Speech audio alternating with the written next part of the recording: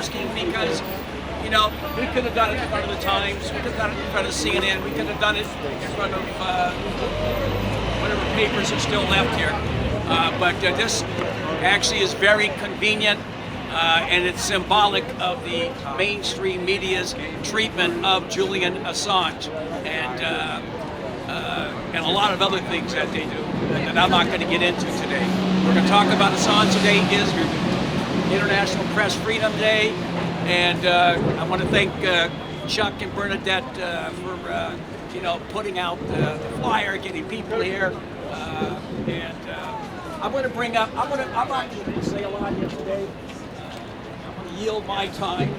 I feel like Jimmy Stewart, Mr. Smith goes to Washington. Yield my time to the Senator Chris Hedges later on in the show. So I want to thank Chris Hedges, by the way. I was thinking about him today because I was reading this book on Elijah Parrish Lovejoy, who reminds me a lot of Chris. Although Chris went to Harvard Divinity School, Lovejoy went to Princeton, what is it? Seminary there, theological seminary. And like Chris, he took, and if you read this book, it's by his brother Owen Lovejoy, he took the ethos of that religion and how he grew up and put it into action as a journalist. Although he died tragically in 1837, he was murdered by ruffians, the slave power ruffians from Missouri. They crossed into Alton and murdered him. So it applies, if you look at it, that's who Chris is. And that's who Julian Assange is. And I tried to tell him that one day. I said, use the analogy.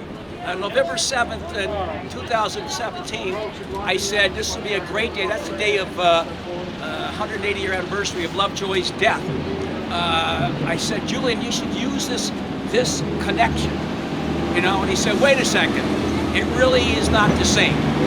He says, because Lovejoy, who we knew, went after the slave power, and so he didn't go after anything else. I don't think even the Mexican-American War at that time. He was a Quaker, and so Julian said that's not the right analogy because I go after everybody. All right, not just the slave power, but I go after everybody, as does Chris, the war power, the mass surveillance state. The national security state. So, I don't know what the point was to bring that up, but I want to bring up.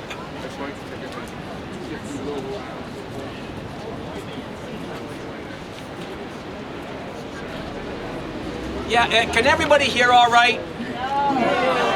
We can have the whole block Yeah, so I don't know. Do you guys want to walk on the other side of 6th Avenue? Not the other side of 6th Avenue, just to the corner, on this side. Well, there are people that are coming. Other side of 6th Avenue. Yeah, you see Other that? side? Yes. But to the east side. West side. So the west side of 6th Avenue between 49th and 50th Street. All I can say is everybody get closer, or not closer, no, closer to each other, not closer to me. That's what I meant by you can get your pictures, but you still have the entire building. You're up against. People know to come here. People are coming here. You just can't use the sound in here. And the only thing I ask is that you have like a marshal just stopping people from standing underneath the marshal. That's it. We have every right to be here. Up to you. No, we're be here, but They he say says you we don't have the right to be here. Can't use the sound. Can't use the sound here because we didn't give you the permit for sound for this occasion. Amplified sound. We gave you the amplified sound device on 6th Avenue between 49th We're not and 50th. amplifying. No, they were going to. I just told them they couldn't.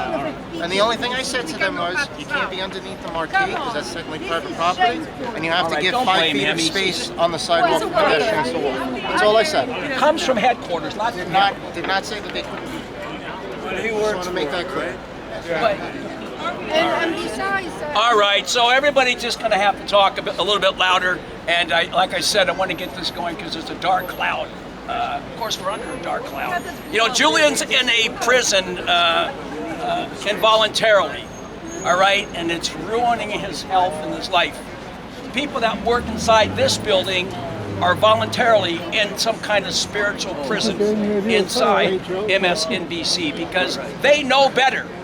But the money is so corrupting that they're willing to lie about Julian Assange. So that's what we're facing here. But I'm not going to come up with any analogies and metaphors. There has to be space for people to walk. You cannot stand underneath the marquee. You interrupted my speech. I don't know what to tell you, sir. No, it gives me an excuse. All right. That's an old game. I want to introduce Chuck Slatkin, who's been with NYC Free Assange for a long time. We've traveled a lot together. He's a great labor leader. Chuck Slatkin. Okay. Be loud, Chuck. Thank you, Randy. I want to thank everybody for coming here, and also apologize that we don't have the amplified sound, but for some reason, I guess even here they don't want Julian Assange's words being out strongly. But again, I want to thank everybody who's involved, and talk a little bit about when we began with this back in, I guess, 2019, when we realized we needed to be out in the streets for Julian Assange, and we started doing weekly demonstrations to first notify people of what was going on in front of the New York Times, the British consulate in Grand Central Terminal, and people came together and realized that we needed to get the word out.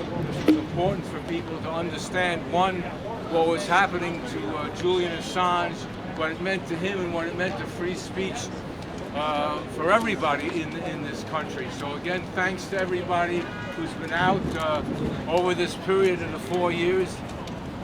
And also for those people who maybe today is the first time they've come out to stand for freedom for Julian Assange on the 30th anniversary of the World Press Freedom Day, which today is. And I would like to bring out to speak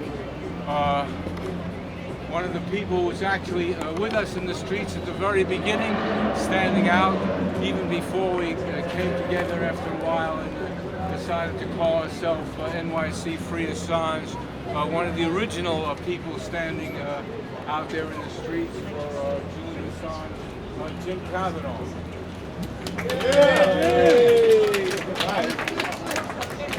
You gotta be behind. You can be in front of it.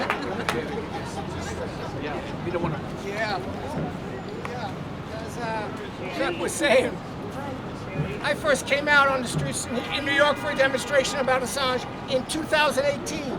And when I came out that day, there were 5 or 6 people in the street. I read this, which was in the paper that day in July of 2018. GOP Senator John McCain of Arizona has called for the release of 2 journalists held in Myanmar. Posting on Twitter, McCain said, quote, "Journalism is not a crime." So that was 2018. 5 years ago, American politicians were complaining about, were saying journalism is not a crime. This is Groundhog Day. 12 years later, we're back with the same slogan, with the blatant hypocrisy of the United States government and the Biden administration giving speeches on Press Freedom Day and giving speeches about when a Wall Street Journal reporter is arrested in Russia. Journalism is not a crime. The blatant hypocrisy of that has become so ridiculous at this point that it's insulting. So we've had 12 years of Julian Assange in detention, 4 years in maximum security in Belmarsh. This has gone on too long. I'm tired of it. And I don't want to come out to another one of these damn things. And what they're doing is, they're prolonging this as long as they can. They don't really want to put him on trial. It's going to be politically dangerous for them to do it. This is the process, this is the punishment. They're trying to kill him in prison. They're trying to kill him by the process. And we can't let that happen. They're going to prolong it without having to actually go and they want to prolong it and kill him without actually going, doing the thing that would be politically dangerous, which is the real trial and prosecution in the United States. The other thing is that, through all this, after the, last 8 years, last 5 years, last 12 years, the Obama-Biden administration refused to prosecute Assange because they knew it was going to destroy press freedom. They can't say they didn't know because they gave that reason when Obama refused to prosecute them. And now you have the fact that Biden is as president. He could come up and say, "Hey, this is Trump's fault. Barack and I would never have done this. We're going to just drop this prosecution." Why doesn't he do that? Because this is my second main point. This demonstrates the unity and persistence and power of, yes, Virginia, there is a deep state. That's right. The president is their tool. They wanted this done, and they got it done, and they will get it done. And that's one of the things that we have to recognize. After 12 years, they didn't let it go. And Biden is not acting independently. He's got people to whom he has to answer. And the other thing, of course, is the media. So the street's open. You can walk if you want. Street's open. Guys, do me a favor. Just give me at least this block here. Just step back, give me this block so people can walk. I know, and you're on a public street, and I need pedestrians to have space to walk. That's all I'm Come asking. on, get over, man. Get over. This wouldn't have gone on for 12 years without the complicity of the media. This is it's very nice that the New York Times and the Guardian and the papers who partnered with Julian Assange in publishing what he's being prosecuted for wrote a letter finally, after years, wrote a letter against the prosecution. It's very nice that Rachel Maddow and Chris Hayes have said one thing in protest of the prosecution of Assange. But they know, and we know, that there's a difference between a one-off gesture of support, one letter, one day, one tweet, and a campaign which is designed to mobilize public opinion and political pressure to change policy. And that is what they refuse to do. They did it for 5 years with Russiagate lies, but they refuse to do that for Julian Assange. And that's a decision to deliberately refuse to do it. They didn't forget. They know what they should be doing. So that's same point, the second point. The third point, I think, which is very important, we got to get Julian out. Julian's got to end for him now because he's being killed. But the other thing we have to think about is the world that Julian Assange is being released into. Because the blatantly repressive attempt to crush Assange is now being followed up to its logical conclusion, as it must be, to an attempt to actually end any pretense of free speech all around the world. And this is the world that, beyond Julian Assange, this is the problem. WikiLeaks was a means to allow people to get information out past the guardians, past the gatekeepers, past the ruling class gatekeepers. They could not allow that, so they went after Julian Assange. Now, we have social media and the internet has been a means for ordinary people to publish their opinions, and they can't allow that. So now we have a whole apparatus of disinformation complex. We have every governments all around the world passing laws criminalizing reading, publishing inappropriate speech, or even on private messages. This is a disaster that's coming about now. That's the next step beyond Julian Assange, and we have to fight it. And we have to make these people know, people behind me, that they should be fighting it too. Anyway, Thank free you. Assange and end the war. All right, Jim Kavanaugh.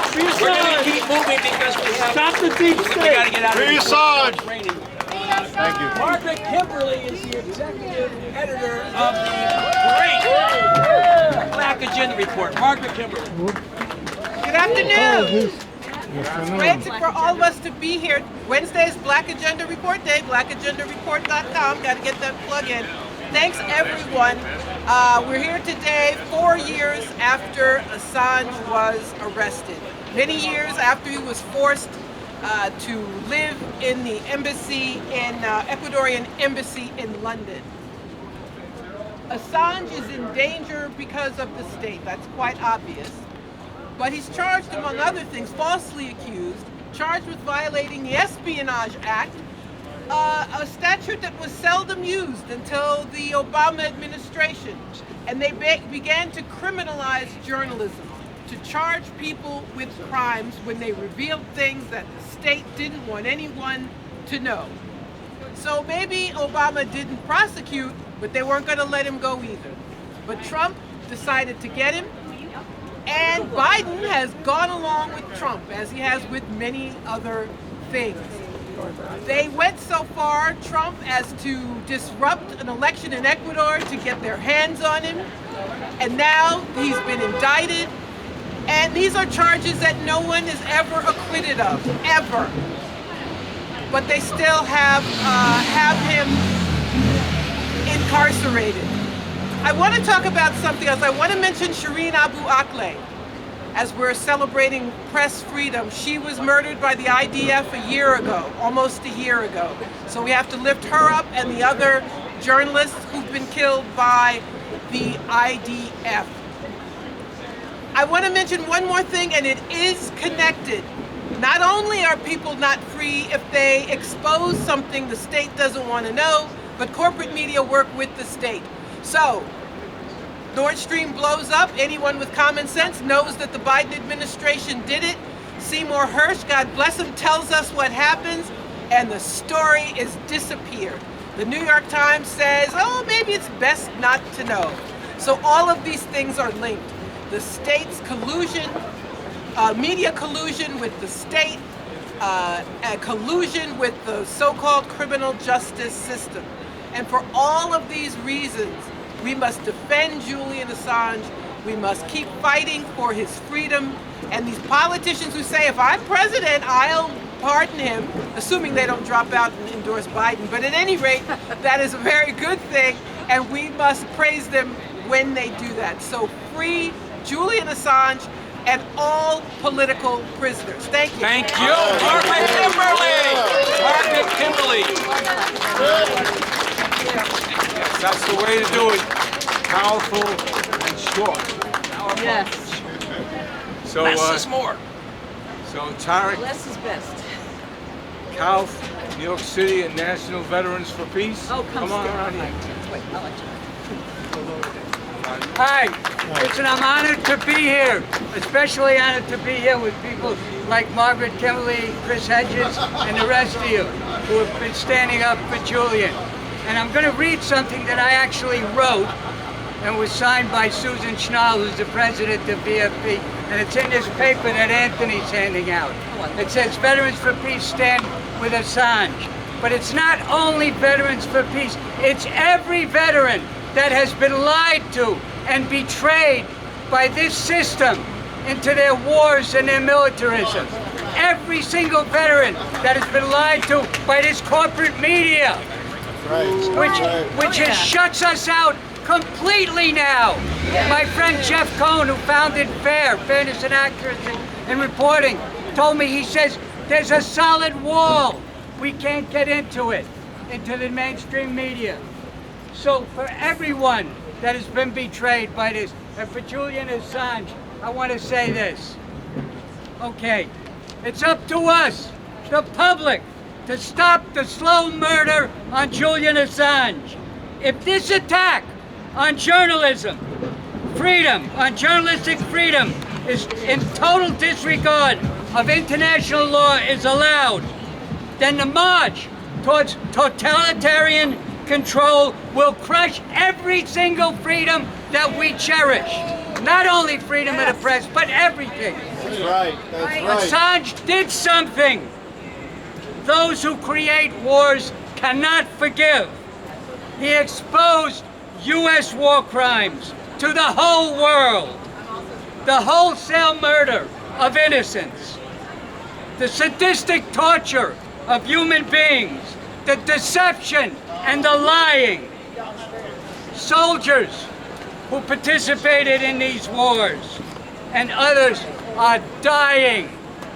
U.S. veteran suicide is rampant because of the moral guilt that they have because they were betrayed and lied to as kids. They didn't know any better. 18 years old, 19 years old. What do you know? You believe the bullshit, and it is bullshit. And the corporate media has supported every single war that the United States has done, including this proxy war in Ukraine. Supported it, and people believed the crap. Anyway, our mission in Veterans for it'll be over. A mission of Veterans for Peace is to abolish war as an instrument of national policy. Assange's work exposing the criminal horror of war was a giant step in that direction.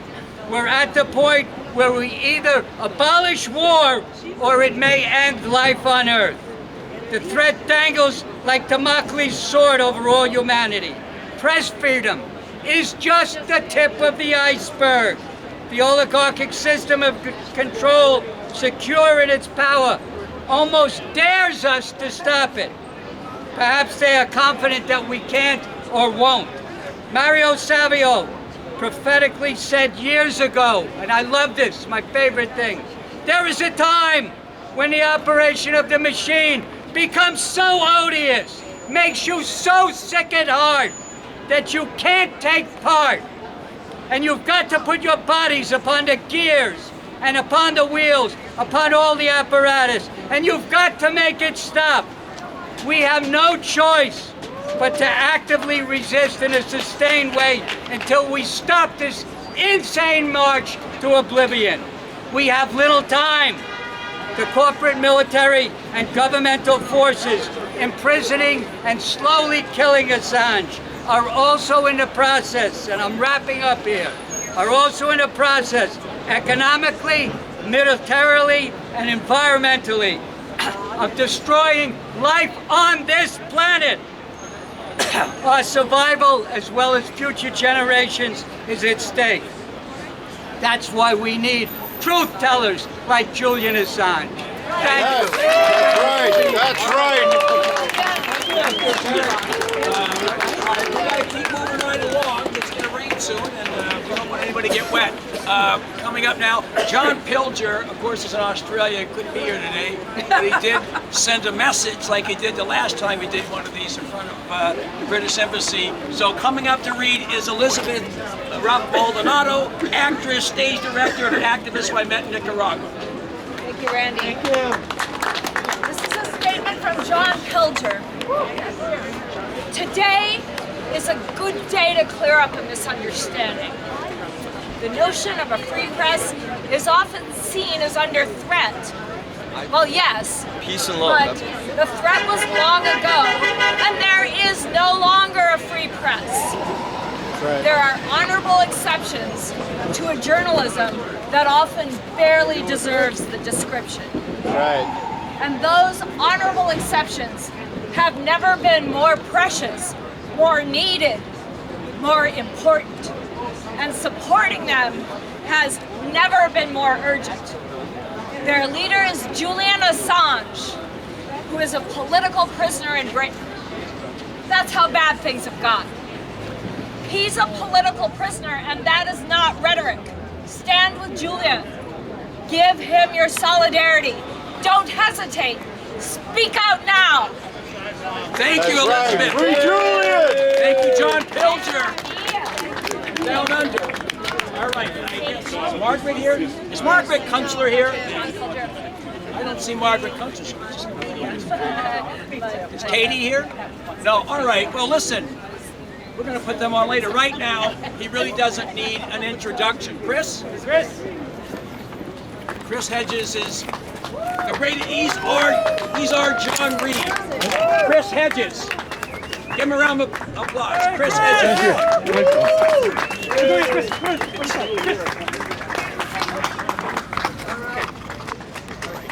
I write this out because when I send it out, then about 100,000 people will read it. It's about the right number. Sometimes it's more. Well, listen to it, right? The detention and persecution of Julian Assange eviscerates all pretense of the rule of law and the rights of a free press. The illegalities embraced by the Ecuadorian, British, Swedish, and U.S. governments are ominous. They press into a world where the internal workings, abuses, corruption, lies, and crimes, especially war crimes, carried out by the corporate state and the global ruling elite will be masked from the public. They presage a world where those with the courage and integrity to expose the misuse of power will be hunted down, tortured, subjected to sham trials, given lifetime prison terms in solitary confinement. They presage an Orwellian dystopia where news is replaced with propaganda, trivia, and entertainment. The legal lynching of Julian, I fear, marks the official beginning of the corporate totalitarianism that will define our lives. Under what law did the Ecuadorian President Lenin Moreno capriciously terminate Julian's rights of asylum as a political refugee? Under what law did Moreno authorize British police to enter the Ecuadorian embassy diplomatically sanctioned sovereign territory to arrest a naturalized citizen of Ecuador? Under what law did Donald Trump criminalize journalism and demand the extradition of Julian, who is not a U.S. citizen and whose news organization is not based in the United States? Under what law did the CIA violate attorney-client privilege, surveil and record all of Julian's conversations, both digital and verbal, with his lawyers, and plot to kidnap him from the embassy and assassinate him? The corporate state eviscerates enshrined rights by judicial fiat. This is how we have the right to privacy with no privacy. This is how we have free elections funded by corporate money, covered by a compliant corporate media, and under iron corporate control. This is how we have a legislative process in which corporate lobbyists write the legislation and corporate indentured politicians vote it into law. This is how we have the right to due process with no due process. This is how we have a government whose fundamental responsibility is to protect citizens, which orders and carries out the assassination of its own citizens, such as the Muslim cleric Anwar al-Awlaki and his 16-year-old son. This is how we have a press, which is legally permitted to publish classified information, and our generation's most important publisher sitting in solitary confinement in a high-security prison awaiting extradition to the United States. The psychological torture of Julian, documented by the UN Special Rapporteur on Torture, Niels Melzer, mirrors the breaking of the dissident Winston Smith in George Orwell's novel, 1984. The Gestapo broke bones. The East German Stasi broke souls. We too have refined the cruder forms of torture to destroy souls as well as bodies. We too, it is more effective. This is what we are doing to Julian, steadily degrading his physical and psychological health. It is a slow-motion execution, and this is by design. Julian has spent much of his time in isolation, is often heavily sedated, and has been denied medical treatment for a variety of physical ailments. He is routinely denied access to his lawyers. He has lost a lot of weight, suffered a minor stroke, spent time in the prison hospital wing, which prisoners call the hell wing, because he is suicidal, been placed in prolonged solitary confinement, observed banging his head against the wall and hallucinating. Our version of Orwell's dreaded Room 101.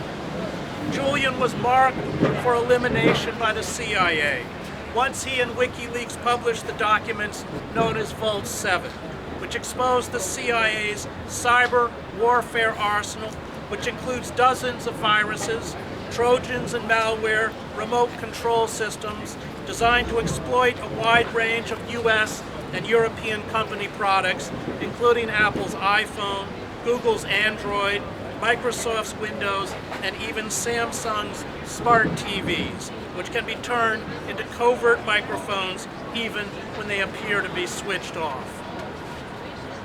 I spent 2 decades as a foreign correspondent. I saw the brutal tools of repression tested on those Frantz Fanon called the wretched of the earth. From its inception, the CIA carried out assassinations, coups, torture, black propaganda campaigns, blackmail, and illegal spying and abuse, including of U.S. citizens. Activities exposed in 1975 by the Church Committee hearings in the Senate and the Pike Committee hearings in the House.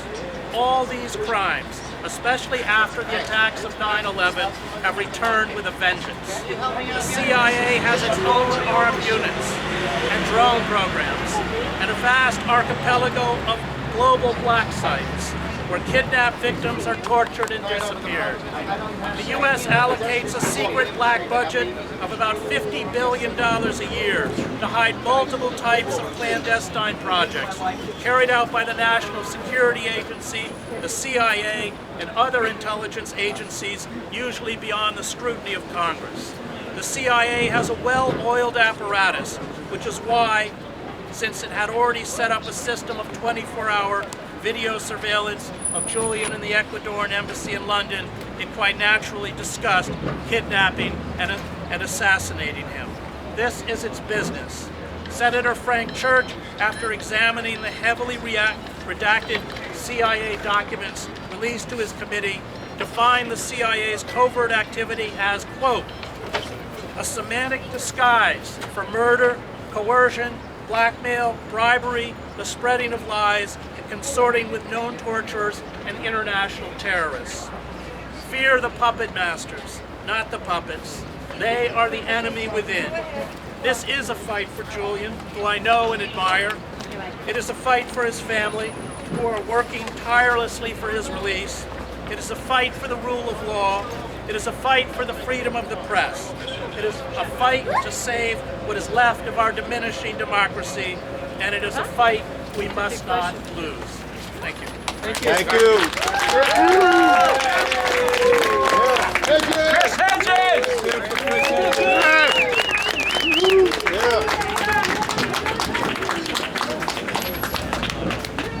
Okay. And then next up we have the host of the Katie Halper Show and co-host of Useful Idiots, Katie Halper.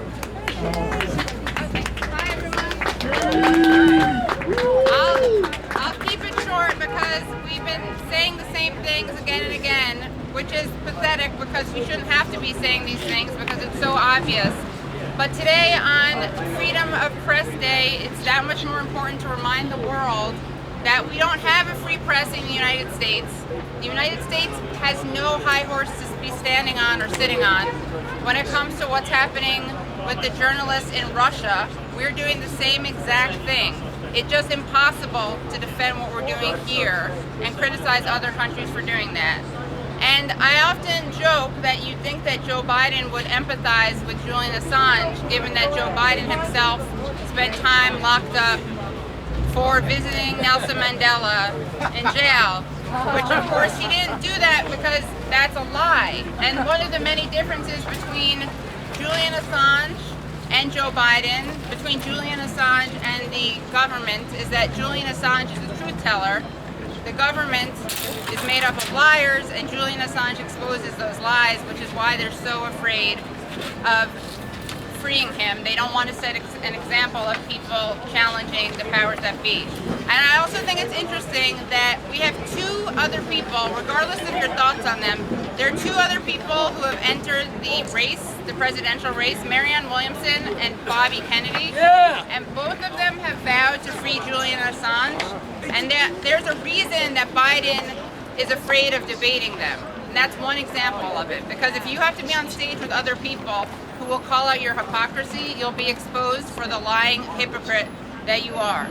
So, don't do what Donald Trump did, Joe Biden. Stick with Obama's plan. Not that Obama was great, we all know that. I'm preaching to the choir here. But it is worth remembering that Biden is now taking a Trumpian path, not the Obama path. And all the liberals out there who loved Obama and think of him as this brilliant constitutional scholar should be up in arms about this and telling Joe Biden to do what Obama would do and not what Donald Trump would do. So, happy Freedom of Press Day. Free Julian Assange and all political prisoners. Katie Halper. Okay, approaching us right now. Just have to give her a bigger introduction. Margaret Kunstler, back in 1997, we were on the other side of this building in front of Rockefeller Center. When I was running the William Kunstler Fund for Racial Justice, she was the president, and she came up with an initiative based on the Madres de Plaza de Mayo in Argentina. We're out every Thursday, still at 3:30 to 4, on that movement. It was about women and families of those in prison under New York's racist Rockefeller drug laws. We started out on May 8th, the anniversary of the Rockefeller drug laws, 25-year anniversary, I believe, right there with about 10 people, families holding posters of their kid or their father or their sister in prison for life on a minor drug charge, almost exclusively all black and Latino. So she started, like I said, with 8, 9 people, 10 people. We organized in prisons, and by 6 years later, we were patient. The laws changed. Not only did they change, they made them retroactive. You could go back to the original judge and ask him to re-sentence under the new guidelines. Margaret Kunstler, on top of her body of work over the last 50 years, she took on 50 of those resentencing cases, more than any attorney, and almost everyone got out. And so we were patient. Like some people say, well, there's not a big crowd today, but when they first started, there's a very small crowd, This is a big crowd for a cold day. In the middle of the day, this is a good crowd. So it keeps building and building. You can't give up. You got to keep going.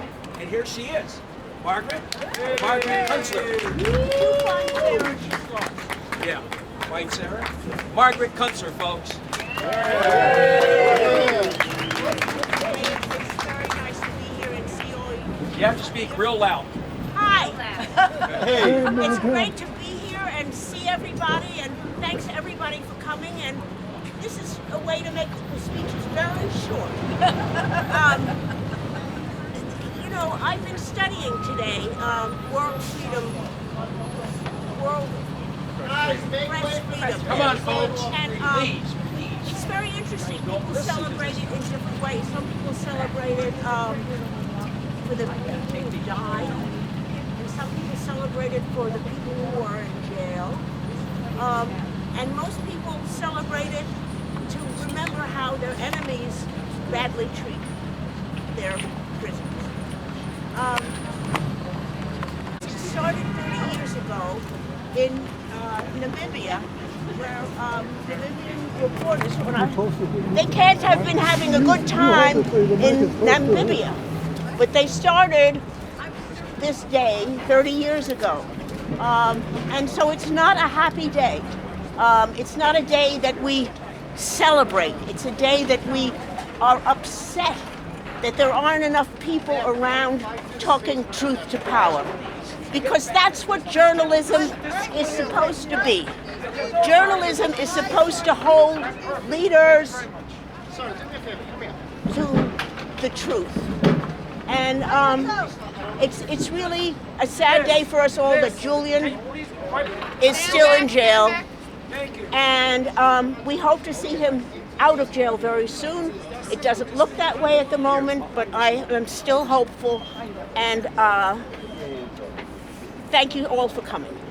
Thank you, Margaret. Thank you, Margaret Kunstler. Okay. Look, I have a message from, wait, we're not done. We have a message from Cornell West I forgot to read, and I'm the worst reader in the world. All right. Let me just, no, I can't even find it.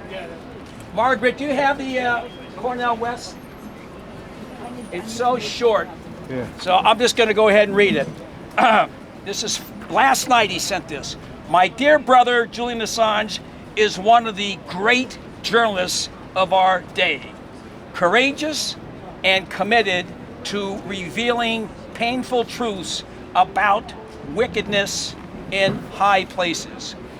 He exposes the sheer hypocrisy of the establishment press, so beholden to the status quo.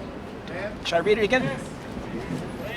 All right. I send my love and respect to him and his precious family, Cornel West. All right, we got a little treat. That's it. Everyone stay behind the line. We got Andreas Reloff from Chile, who's going to play some music from Spain.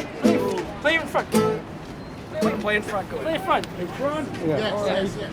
Absolutely. All you gotta do is, I push love and art. We wouldn't have any of this nonsense going on, honestly. I believe that we need love and art. That's it. But I'm here just to play, and I hope you enjoy it. And just go da, da, da. Let's go. Let's do it.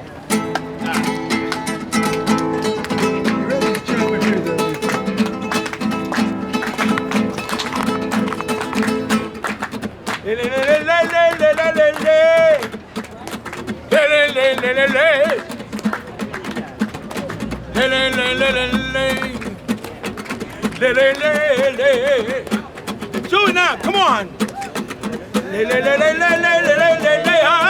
Ay, yo te quiero. Tú eres mi amor. Tú eres mi consuelo.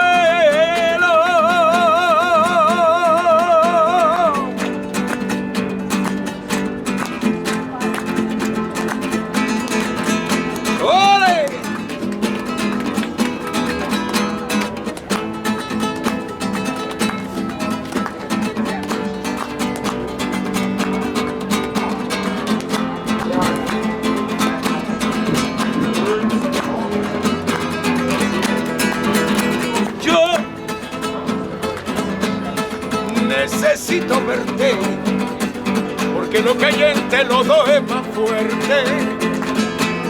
fuerte que el amor. Y mira, ¿cómo es eso posible? Es que es irresistible, imposible de explicar. Vamos, let's do it. Ahora. I want to hear it. Come on.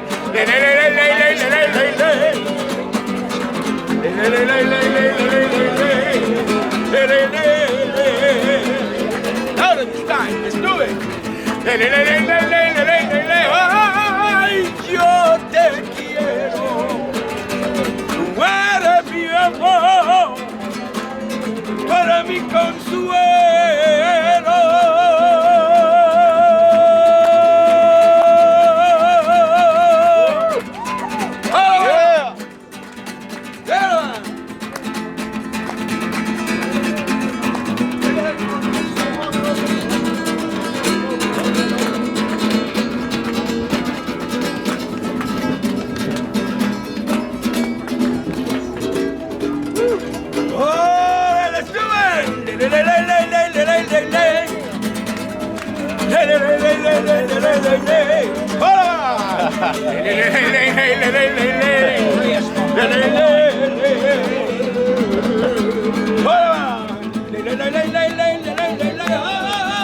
Yo te quiero, tú eres mi amor, tú eres mi consuelo.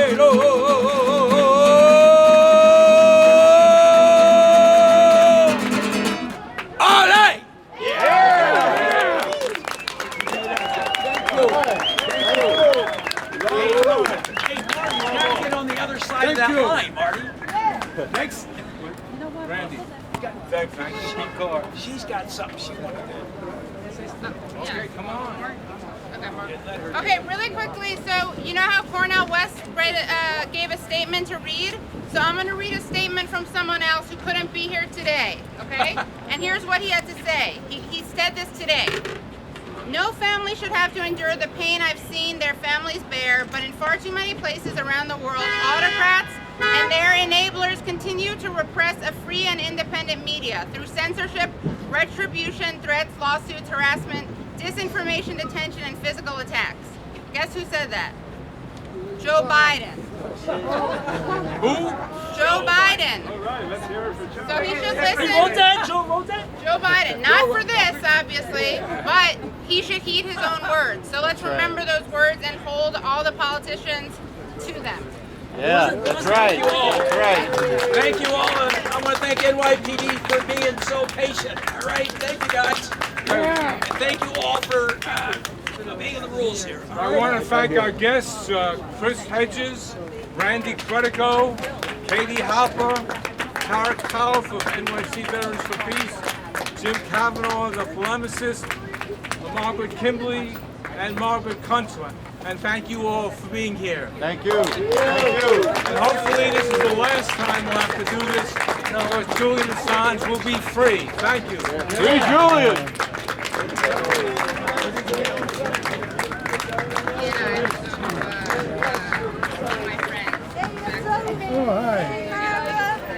We're gonna get yelled at. We're on the wrong side of the line. Oh, you want to be governor.